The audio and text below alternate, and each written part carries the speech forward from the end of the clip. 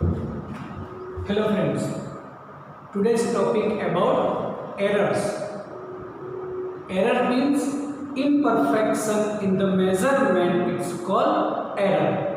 Whenever we are taking any type of observation, basically when we are doing the practical, at that time we are taking the observation. और ये observation में अगर कहीं ना कहीं कुछ भी मिस्टेक हुई, then the error comes in the answer. So we can say the imperfection in the measurement, it's called error. The basically two types of error. First we can say systematic error,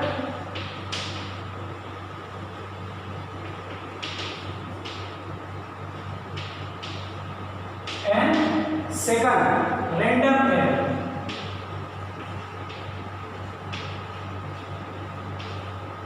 If we say the systematic error, then systematic error can be removed easily.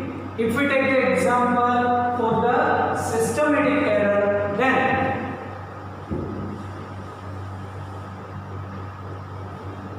just consider any weight machine.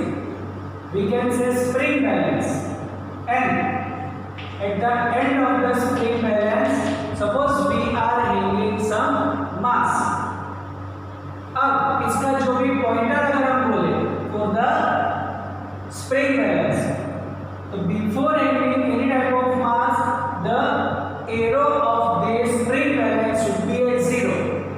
But unfortunately कुछ भी ये इसमें कुछ problem है और अगर हम मास hang ना करें, तब ये जो है ऑलरेडी 1 kg दिखा रहा है।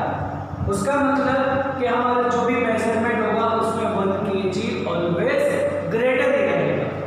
इसीलिए जैसे हम मास हैंग करें और ये पॉइंटर अगर एज ए 23 kg दिखा रहा है, दैट मीन्स आवर जो मास हमने हैंग किया इट इज 22 kg, बिकॉज उसमें पहले से 1 kg ज्यादा है। It is called systematic error. Systematic error can be removed easily, and there are many type of systematic error. First we can say instrumental error. इसको हम instrumental error बोलेंगे कि ये जो भी हमने इंस्ट्रूमेंट यूज किया है उसी में डिफेक्ट है और उसमें अगर 1 kg ऑलरेडी ज्यादा दिखा रहा है, तो ऑलवेज जो भी हम हैंग करेंगे और जो दिखाया पॉइंटर उसमें से 1 kg लेस कर बोलेंगे, तो it is called instrumental error, जो रिमूव इजीली हो सकती है। सेकंड टेक्निकल मेथड, मतलब जो भी तुम्हें ऐसी टेक्निक जो तुम्हें मेजरमेंट लेना है उसकी कुछ टेक्निक सिखाई है तुम्हें, तो वो टेक्निक अगर कहीं ना कहीं कुछ रॉन्ग है तो हमें ऐसे डायरेक्ट आंसर में पता चलेगा और वो हम इजीली रिमूव करेंगे। इसको बोलेंगे हम the error comes due to the method of the technique that can be also removed easily. Third personal error, मतलब when we are taking the observation and we are not conscious, हम experiment भी कर रहे हैं और ऐसे friends के साथ हम बात भी कर रहे हैं, तो कहीं ना कहीं कई बार ऐसे मिस्टेक आएगी, एरर आएगी, इम्परफेक्शन, तो that also can be removed easily. Then the external factors depends on the experiment, that means अगर हम एक्सपेरिमेंट कर रहे हैं ऐसे रिलेटेड विद द टेम्परेचर, तब विंटर सीजन में उसका रीडिंग अलग आएगा और समर सीजन में उसका रीडिंग अलग आएगा। तब दोनों में अगर हम देखें this is due to the external factors, तो वो एक्सटर्नल फैक्टर्स के हिसाब से हम वो एरर इजीली रिमूव कर सकते हैं। देन द सिस्टमेटिक एरर में भी उसके सब पार्ट्स है कि जैसे हमने बोल दिया instrumental error, second personal error, third method use for the measurement of observations, fourth external factors depend on the experiment. These all are the part of systematic error, and systematic error can be removed easily. वो direct हमें पता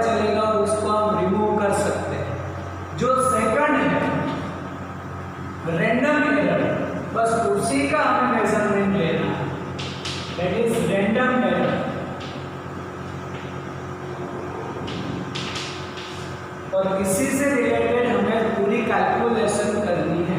तब random error ऐसा बोलेंगे कि it can B positive और negative, मतलब कोई भी साइड पर ऐसे सडनली रीडिंग इंक्रीज भी होगा, सडनली डिक्रीज भी होगा।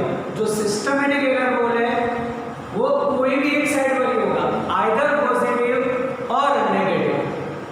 जैसे हमने बोला स्प्रिंग बैलेंस में, तब अगर 1 kg ज्यादा दिखा रहा है तो हर बार 1 kg उसमें ज्यादा ही होगा, जो हम इजीली रिमूव कर सकते हैं।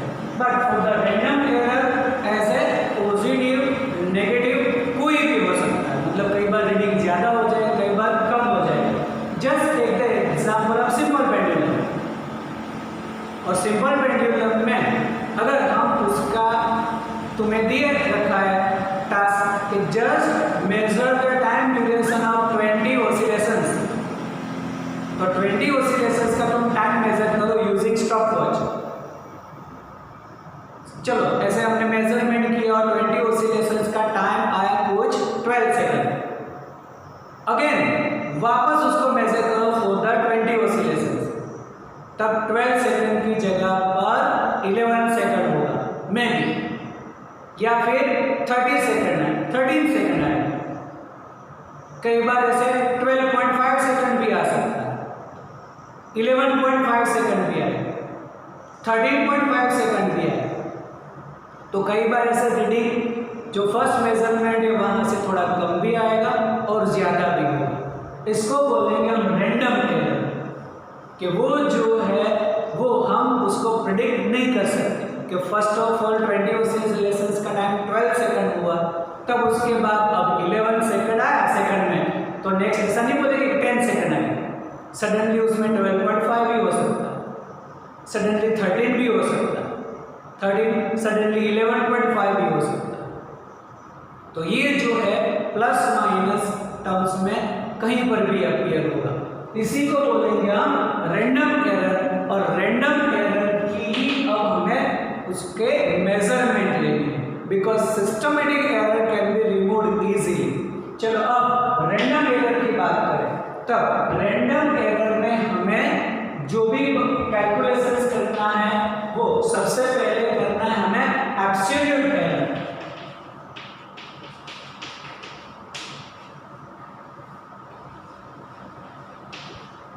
फिर करना है average absolute error.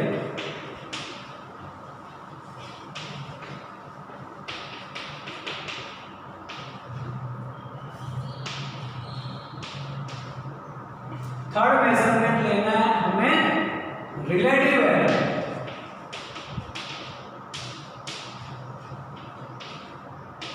And last में परसेंटेज एरर।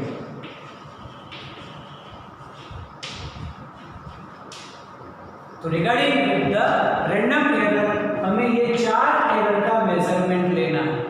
तब फर्स्ट ऑफ ऑल अगर हम बोले कि एब्सोल्यूट एरर मतलब क्या, तो बोलेंगे हम the positive difference between the real observation and the observation taken, it's called absolute error. अब हमने बोला कि the real value, real observation, या फिर इसको बोलेंगे real value, the positive difference between real value and the observation, it's called absolute error. तब हमने बोला कि रियल वैल्यू जिसको हम ट्रू वैल्यू भी बोल सकते हैं, तो सबसे पहले ट्रू वैल्यू मतलब कौन सी value? The true value is the average value of the observations. मतलब चलो हमने कोई भी ऐसे 20 ऑसिलेशंस करने के लिए टाइमिंग तुम लोगों को बोला है, वो तुमने टाइमिंग कुछ मेजर किया हुआ है, first time, second time, third time, fourth time, fifth time, उसको हम ऐसे बोल देंगे observation A1, A2, A3 up to AN। Suppose तुमने ऐसे n जितने ऑब्जर्वेशंस लिए, तो this all are the observations. ये ऑब्जर्वेशन में से ट्रू वैल्यू कौन सी? तो true value is the average value of this observation. मतलब अगर हम बोले कि average value is A bar, then average direct A1 plus A2 A3 up to AN upon N, it's is called as average value. तब ये जो average value है उसमें से अगर हम ये ऑब्जर्वेशंस माइनस करते जाए, डिफरेंस लेते जाए, वो हुआ उसका एब्सोल्यूट एरर। लेकिन उसमें भी लेना है हमें पॉजिटिव डिफरेंस, मतलब ये जो एवरेज वैल्यू है वो शायद A1 से ग्रेटर भी हो सकती है और कोई भी ऑब्जर्वेशन से कम भी हो सकती है।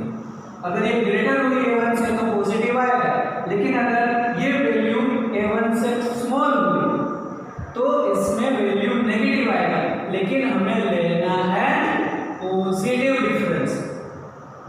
एब्सोल्यूट एरर ऑलवेज याद करो कि it is the positive difference between true value and the observations, it's called absolute error. इसका मतलब अगर मैं अब यहां पर एब्सोल्यूट एरर बोलूं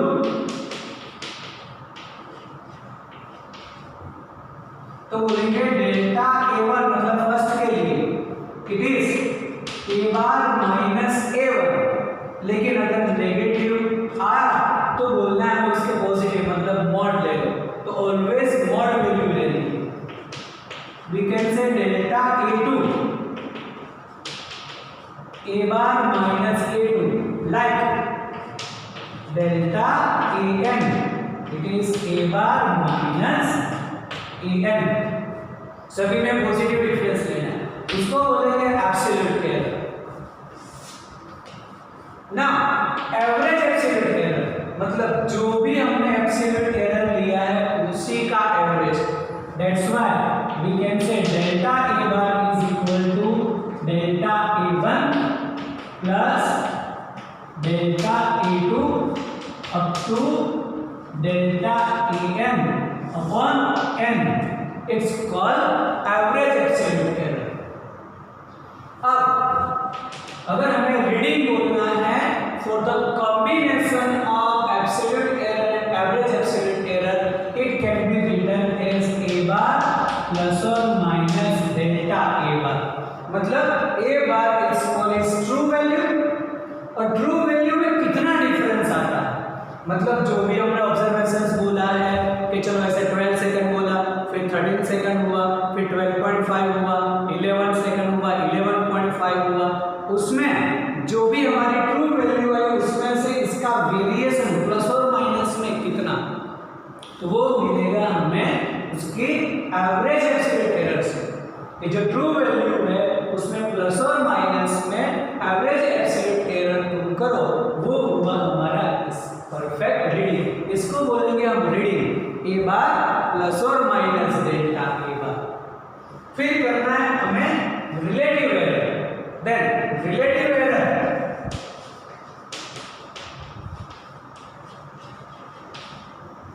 एरर को बोलेंगे हम डेल्टा A। सिंपल कुछ अलग कर दिया, इसको भी बोलेंगे delta A। Then relative error is the ratio of average absolute error and इसकी एवरेज वैल्यू मतलब ट्रू वैल्यू, जिसको बोलेंगे हम delta A bar upon A bar, it's called relative error. और ये रिलेटिव एरर को अगर हम 100 से मल्टीप्लाई करें तब बन जाएगी वो परसेंटेज एरर।